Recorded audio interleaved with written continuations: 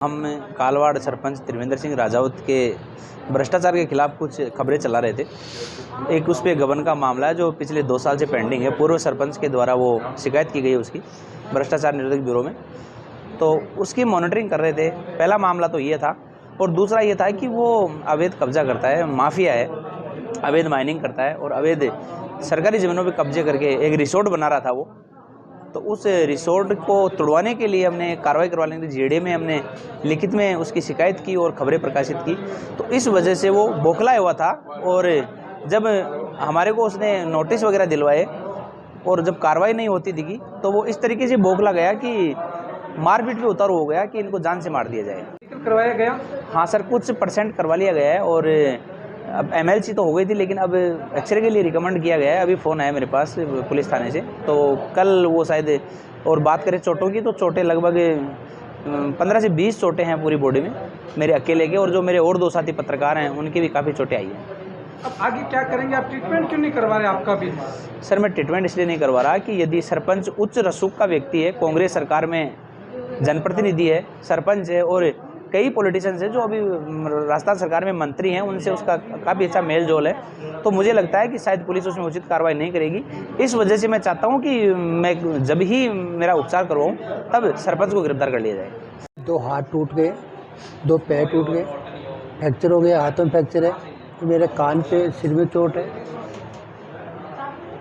अब क्या करेंगे? पत्रकार के पास उसके कलम के लिए उसके हाथ होते हैं, हाथ और पांव दोनों तोड़ दिए।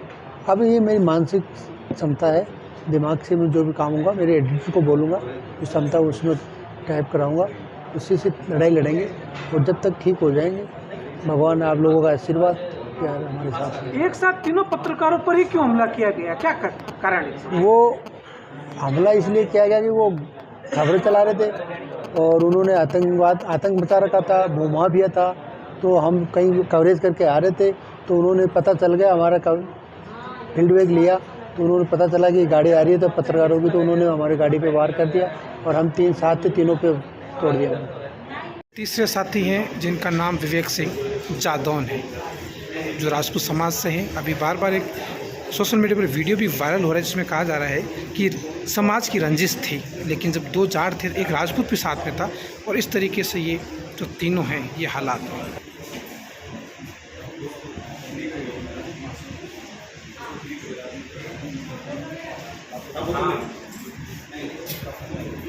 मुकदमे के अंदर अनुसंधान चल रहा है। इसमें अभी तक 3 लोगों की गिरफ्तारी हो चुकी है।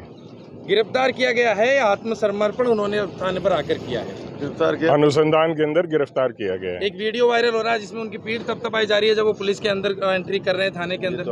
ये हमने अभी देखा नहीं है। नमस्कार, स्वागत है खास राजस्थान में। मैं कुलदीप चारण। वर्तमान में राजस्थान में 3 पत्रकारों पर जो हमला हुआ, जिसकी इतनी निंदा की जाए उतनी कम है, लेकिन इसमें भी राजनीतिक रोटियां सेकने वाले कई लोग हैं जो ट्वीट तो कर रहे हैं लेकिन धरातल पे आ नहीं रहे। और भी कई पार्टी नहीं है, लेकिन विशेषकर RLP ने पूरी तरीके से समर्थन किया है, ट्वीट भी किया है। और वर्तमान में मौके पर कल रात को भी जब आए थे तब भी 1 से 2 बजे तक यहाँ विधायक, जो प्रदेश अध्यक्ष भी मौजूद थे, और भी पार्टियों के लोग आए हैं, अलग अलग नेता हैं, लेकिन इसमें राजनीति बिल्कुल भी नहीं होनी चाहिए और दोषियों को किसी भी सूरत में बख्शा नहीं जाना चाहिए। प्रोटेक्शन एक्ट की बात चल रही है पत्रकारों के, क्या ये लाना नहीं चाहिए?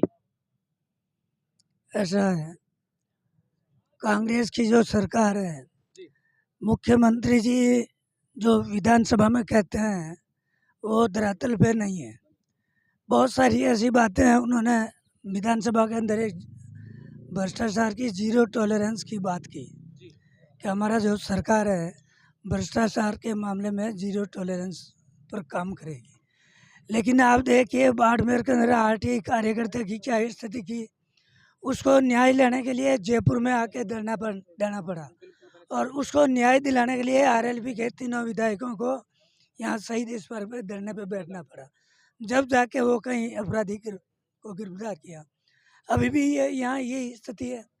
ये पत्रकार न्याय दिला रहे थे, भ्रष्टाचार के विरोध में काम कर रहे थे, उनके साथ भी इसी तरह की ये जघन्य जो मारपीट हुई है उसकी हम लोग निंदा करते हैं। और कल भी हमने कहा था कि जो लोकतंत्र का चौथा स्तंभ है और जो भ्रष्टाचार मिटाने के लिए काम कर रहे थे, उनके ऊपर इस तरीके से कायराना हमला करना, उनके हाथ पैर तोड़ देना, ये अब बढ़ते हुए अपराध की एक झलक है। और प्रदेश के अंदर वैसे ही अपराध की श्रेणी के अंदर महिला अपराध हो, बलात्कार हो, चोरी डकैती हो, सभी के अंदर टॉप पे चल रहा है हिंदुस्तान के अंदर। तो जो मुख्यमंत्री जी सुशासन और पारदर्शी शासन की बात करते हैं, वो धरातल पे जीरो है। सरकार का सिस्टम पूरा फेलियर है। जब प्रदेश की राजधानी के अंदर पत्रकार सुरक्षित नहीं है, तो फिर जो दूर दराज ढाणी के अंदर बैठा किसान कैसे सुरक्षित होगा या उसकी सुरक्षा कैसे होगी, ये भी एक सोचने का विषय है। क्षेत्रीय विधायक और मंत्री का एक भी बयान नहीं आना, क्या समझते हो आप? देखिए, इसके बारे में मैं कुछ नहीं कहना चाहूँगा। जो भी अपराधी है, जांच में जो भी अपराधी है, उनको गिरफ्तार किया जाना चाहिए। क्या आप विधानसभा में प्रोटेक्शन एक्ट की बात करेंगे जो पत्रकारों का है उनकी? जो देखो ये पत्रकार पे जो हमला हुआ है तो बहुत बड़ी घटना है। और हमेशा ही एक ही दिन ऐसे नहीं जाता है कि कोई मोटी घटना नहीं होती। हमेशा ही आप देखते हो सरकार नींद ले रही है, सरकार को कोई दिक्कत नहीं है। सिर्फ एक ही आदमी जगता है कि हनुमान बेनीवाल। हर धरने पे और हर छोटी मोटी घटना के अंदर वो जाते हैं और उनके विधायक को भेजते हैं और पूरा प्रयास कर रहा है कि हमारे जो आज राजस्थान में ऐसी घटना हो रही है उनको रोकने का पूरा प्रयास कर रहे हैं। और सरकार ये चाहती है कि जो घटना है ना और बढ़ती जाए। तो मैं आपको ये कहना चाहती हूँ कि जो एक पत्रकार ऐसे है उन पे इतना बड़ा हमला हो गए, तो आप लोग सब घूम रहे, आपका कैसे होगा बताओ? कि किसान घूम रहे, किसान का भला कैसे होगा? तो सरकार ये जानती है कि किसान का भला नहीं होना चाहिए और ऐसी घटना हमेशा ही होनी चाहिए।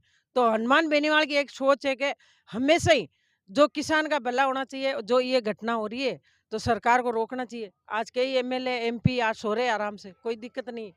क्यों? आज सरकार ऐसे करती है तो ये घटना होती नहीं। तो ये बहुत बड़ी बात है। तो सिर्फ एक संज्ञान में लेने वाला हनुमान बेनीवाल है और पूरे राजस्थान में कोई ऐसा एमएलए एमपी नहीं है आपके जो आपकी सूद बूद लेती है जनता की। रणवीर जी, बड़ा मुद्दा है, सरकार की तरफ से अभी तक कोई बड़ा बयान नहीं आया, किस रूप में देखते हैं आप? सरकार की तरफ से भी नहीं आया, यहाँ के जो विधायक है उनकी तरफ से भी कोई बयान नहीं आया। और वो इसलिए नहीं आया कि सरकार के लिए ये रोज़मर्रा की चीज़ है। रोज़ाना आए दिन अपराधी हमले, लूट, बलात्कार आए दिन कर रहे हैं। सरकार बिल्कुल फेल है। प्रशासन का पूरा सिस्टम, लॉ एंड ऑर्डर बिल्कुल ख़त्म है राजस्थान के अंदर। यहाँ तो जितना जल्दी हो सके केंद्र सरकार को हस्तक्षेप करना चाहिए। इस प्रकार के केस के अंदर हम ये चाहेंगे कि क्यों न अभी तक 3 पत्रकारों के साथ एक साथ प्लान बना करके हमला किया गया है और इसमें अभी तक पुलिस ने तो एक की भी गिरफ्तारी नहीं करी है। 3 लोगों ने खुद ने सरेंडर किया है।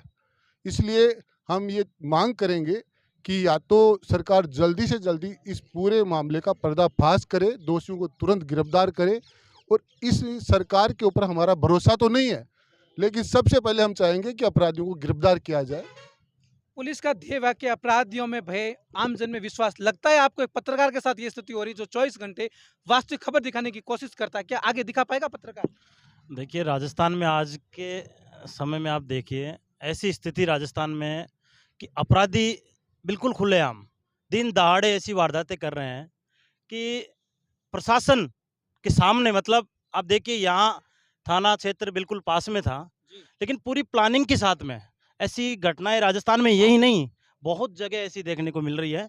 तो कहीं ना कहीं प्रशासन और शासन जो सरकार है वो सोए हुए हैं, नींद में है। जब तक उनको न्याय के लिए लोग जगाएंगे नहीं, तो उन्होंने ठान रखी है कि बिल्कुल जब तक कोई हमें आके न्याय के लिए बोलेगा नहीं तब तक हम किसी को न्याय नहीं देंगे। तो ऐसी स्थिति राजस्थान में बनी हुई है।